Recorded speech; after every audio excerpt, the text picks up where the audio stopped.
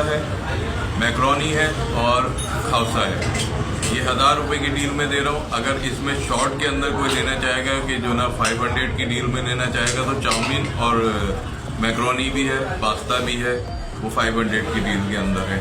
आप आए मेरी शॉप के ऊपर, मेरे रेस्टोरेंट के ऊपर। छोटा सा रेस्टोरेंट है बिल्कुल, और फर्स्ट टाइम का है मेरा। और अल्हम्दुलिल्लाह मेरा भी जो लोगों से रब्ता हो रहा है और वो जायके के हवाले से हो रहा है इलाके के अंदर, बहुत अच्छा रिव्यू है लोगों का। इंशाल्लाह आप भी आएँ मेरे पास। और